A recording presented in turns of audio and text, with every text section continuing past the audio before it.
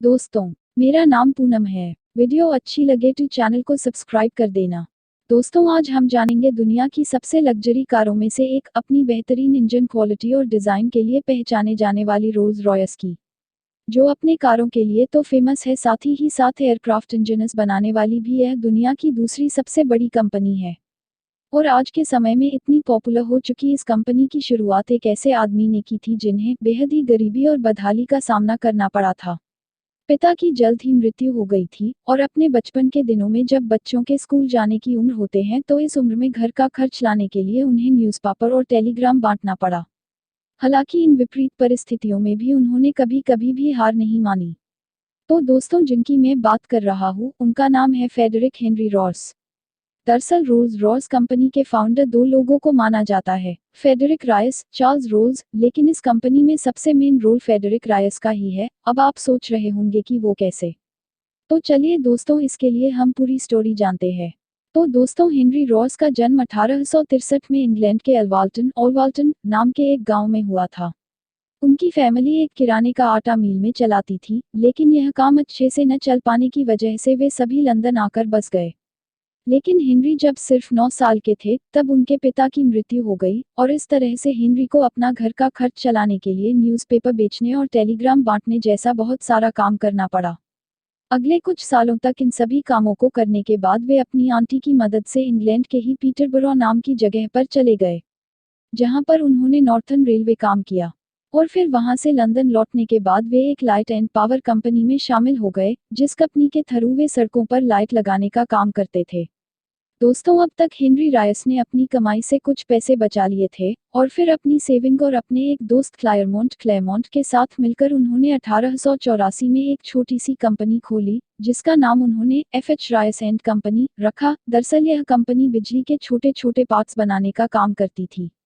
और फिर अगले 10 सालों के बाद इसी कंपनी के जरिए उन्होंने डायनामोज और इलेक्ट्रिक क्रेन बनाने भी शुरू कर दिए और फिर 1899 में उन्होंने अपनी कंपनी को रजिस्टर्ड करवाया।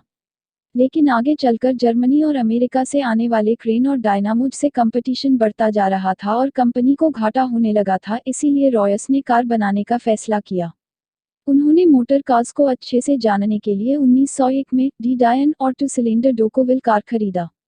इन कार्स की कमियों को उन्होंने अच्छे से पहचाना और फिर 1904 में अपनी खुद की 3 कार्स बनाई। इन 3 कार्स में से उन्होंने अभी तक उनके बिजनेस पार्टनर रह चुके क्लायरमोंट को एक कार दे दी और हेनरी एडमंडस नाम के एक आदमी ने उनकी दूसरी कार खरीदी। तो दोस्तों, अब यहाँ से रोल्स रॉस के दूसरे फाउंडर की कहानी शुरू होती है, जिसका नाम था चार्ल्स रोल्स। दरअसल चार्ल्स एडमंडस के अच्छे दोस्त थे और लंदन में उनका एक बड़ा सा कार्स का शोरूम था। जब उन्होंने हेनरी रायस के कार दो देखा तो वह उन्हें बहुत पसंद आए और चार्ल्स रोल्स हेनरी रॉस के पार्टनर बन गए। 23 दिसंबर 1904 को दोनों के बीच बिजनेस डील हुई कि रॉस की बनाई हुई कार्स को रोल्स खरीदेंगे और वे सभी कार्स रोल्स रॉयस के नाम से जानी जाएगी। और फिर दिसंबर 1904 में रोल्स रॉस की पहली कार एक 0 HP लॉन्च की गई। यहाँ से कार को बनाने में रॉस का टेक्निकल नॉलेज और रोल्स का बिजनेस नॉलेज जबरदस्त काम कर गया और फिर कंपनी तेजी से आगे बढ़ने लगी। 1907 में कंपनी ने एक 6 सिलेंडर सिल्वर घोस्ट कार का निर्माण किया, जो कि एक सुपर स्मूथ का थी और इस कार को लोगों द्वारा इतनी सराहना मिली कि इसे best car of the world कहा जाने लगा। हालांकि 1910 में रोल्स की हवाई दुर्घटना में मृत्यु हो गई और उस समय उनकी उम्र केवल 32 साल थी। 1914 में रोल्स रॉयस ने ऑटोमोबाइल के अलावा हवाई जहाज के इंजन बनाने भी शुरू कर दिए और सबसे पहले उन्होंने ईगल इंजन का निर्माण किया।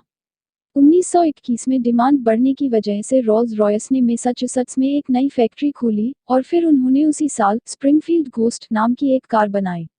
1930 में रोल्स रॉयस ने बेंटली नाम की स्पोर्ट्स रेसिंग कार बनाने वाली कंपनी को अक्वायर कर लिया, लेकिन इसी बीच 1933 में हेनरी रॉयस की भी मृत्यु हो गई।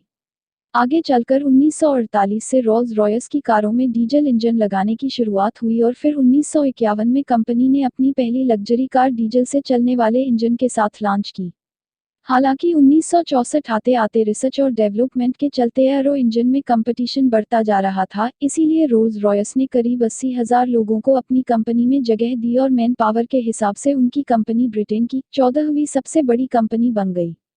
लेकिन इसके बावजूद मंदी की वजह से ऑटोमोबाइल के काम में इसे नुकसान होता चला गया और फिर आखिरकार 1998 में रोल्स रॉयस को बेचने का फैसला किया गया, जिसे की बोली लगते हुए BMW और वॉल्क्सवैगन ने खरीदा। और 2011 के बाद से यह कंपनी रोल्स रॉयस पीएलसी के तौर पर काम करती है। तो दोस्तों, मुझे उम्मीद है कि रोल्स रॉयस की यह कहानी आपको जरूर पसंद आई होगी और इसके फाउंडर हेनरी रॉस से आप जरूर मोटिवेट हुए होंगे। आपका बहुमूल्य समय देने के लिए बहुत बहुत धन्यवाद। Thank you so much for watching this video.